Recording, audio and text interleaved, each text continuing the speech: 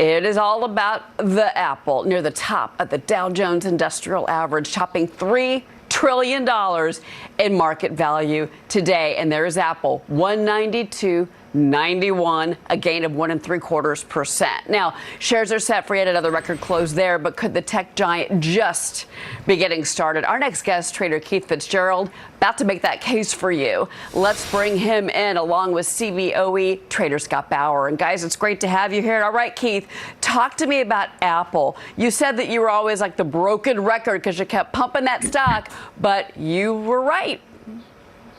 Well, thank you for remembering that. People have argued with me for years about how that stock's too expensive, how it'll never go higher, the law of large numbers. I mean, you hear it. You can take a horse to water, but you can't make it drink.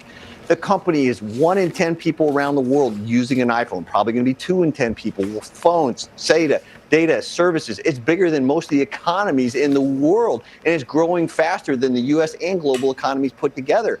All the things it's going to innovate drive profits. Profits drive investment. Investment drives our portfolios. I am very happy to be on board. Scott, as we look at the incredible run for these markets for the first half of the year, if you look at the NASDAQ up 31%, a big case for that, and what the gains are from is the big seven. It's those big mega cap tech names. But now, as we look ahead to the second half of the year, you got to wonder if some of those names are a little frothy. Keith says that Apple's still a winner, but what about Meta? What about Nvidia? Some of the other big names we follow. You know, they're definitely frothy by the standard metrics that everybody likes to look at. And can these stocks keep going, though? Yes. And it's incredible to me that they've kept going even through the last month, 6 weeks or so, as the Fed has turned completely hawkish. So it's incredible to me that we've seen that. And then just this morning, we get some data finally that is a little bit less hawkish, right? That data that came out this morning, you know, things calming down a little bit, and we see these stocks and the overall stock markets rally as well. So we're almost in this environment right now, Cheryl, where we're seeing good news being good news and bad news being good news as well. Well, and certainly we got the PCE numbers today. Real quick, I want to go through that, Keith, with you, because if you look at the year-over-year number, right, 3.8%, that's what the Fed looks at. That their inflation target is 2%. We're at 3.8% right now.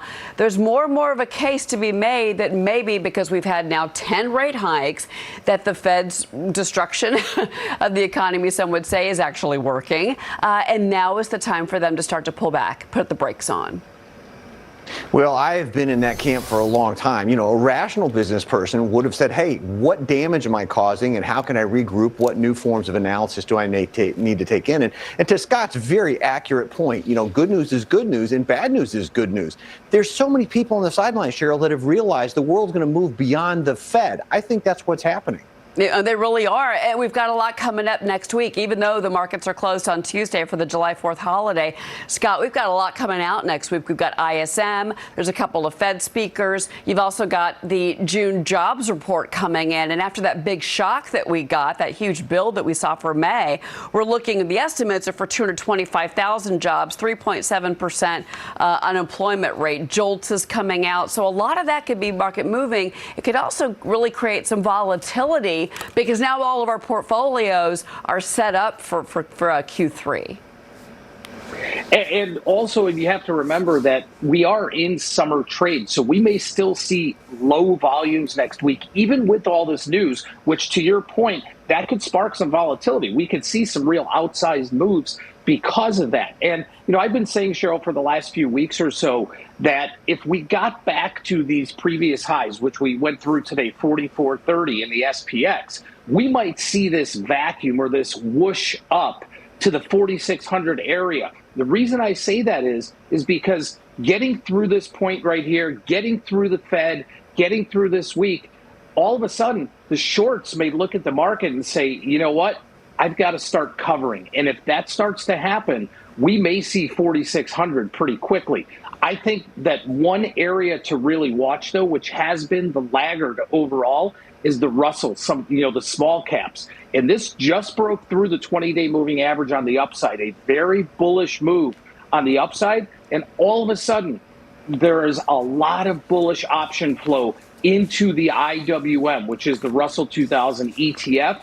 Typically on a daily basis, we see almost 2 puts for every 1 call trading. Today, 1.3 calls for every 1 put trading. Lots of upside buyers of calls for next week and for regular July expiration in the IWM. All right, we are going to look forward to a lot of that kicking off on Monday. Markets are open for at least a half a day on Monday. Scott Bauer, Keith Fitz-Gerald, gentlemen, thank you so much for being here as we are finishing out Q2 as well as the first half of the year. Hi, it's Keith here. Thanks for checking out today's highlight clip. What'd you think? Did I make sense? Is there something you'd like to add? Make sure you leave a comment down below, and of course, click subscribe to keep up right here on YouTube, or sign up for the email newsletter at the link below. You can also find me on Twitter and Instagram for my real-time thoughts on markets, analysis, and a whole lot more.